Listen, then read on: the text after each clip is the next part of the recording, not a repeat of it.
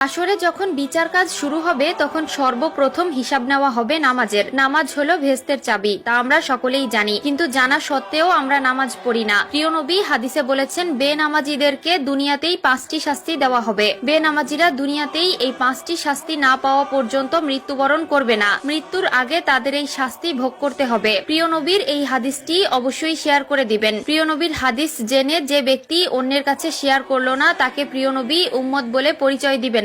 আমরা জানবো এবং অন্যকে জানাবো। এবং আপনি যদি প্রিয় নবীর উম্মত হয়ে থাকেন তাহলে অবশ্যই আলহামদুলিল্লাহ কমেন্ট করবেন। তো চলুন বেশি কথা না বলে শুরু করি আজকের ভিডিও। আজকে আমরা জানবো বেনামাজি ব্যক্তিদের দুনিয়াতে কোন 5টি শাস্তি দেওয়া হবে। বেনামাজি ব্যক্তির সর্বপ্রথম যে শাস্তি হলো সেটি হলো তার কোনো দোয়া কবুল হবে না। সে আল্লাহর কাছে যতই দোয়া করুক না কেন, তার কোনো দোয়া আল্লাহর দরবারে কবুল হবে না। 2 নম্বরে যে শাস্তির কথা বলা হয়েছে তা হলো তার নেক কাজের কোনো বদলা দেওয়া হবে না। প্রিয় দর্শক, ধরুন আপনি কিছু পাওয়ার জন্য নেক আমল করলেন, কিন্তু আফসোসের বিষয় আপনি যদি বেনামাজি হয়ে থাকেন আপনার নেক কাজের কোনো ফল আপনি পাবেন না। 3 নম্বরে যে শাস্তির কথা বলা হয়েছে তা হলো চেহারা থেকে নেককারদের নূর উঠে যাবে। প্রিয় দর্শক, জন্মগতভাবেই আল্লাহ তাআলা কালো, সুন্দর, অসুন্দর সকলের চেহারায় একটি মায়াবী নূর দিয়েছেন, কিন্তু নামাজ না পড়ার কারণে তাদের চেহারা থেকে সেই নূর উঠে যায় এবং দেখতে দেখতে একসময় চেহারার অবস্থা ভয়ঙ্কর হয়ে যায়। যার চেহারা থেকে আল্লাহর নূর উঠিয়ে নেয় তার প্রতি মানুষের কোনো মায়া মহব্বত থাকে না। 4 নম্বরে যে শাস্তির কথা বলা হয়েছে তা হলো তার জীবনের বরকত উঠে যাবে।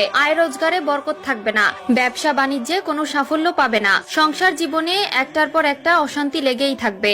যতই ইনকাম করে ততই মনে হয় যেন কোনো সফলতা পায় না। এর মাধ্যমে বোঝা যায় আল্লাহ তাআলা তার জীবন থেকে নেক বরকত ছিনিয়ে নিয়েছে। 5 নম্বরে যে শাস্তি দেওয়া হবে তা হলো কোনো নেককার বান্দাদের দোয়ার মধ্যে তার কোনো হক থাকবে না।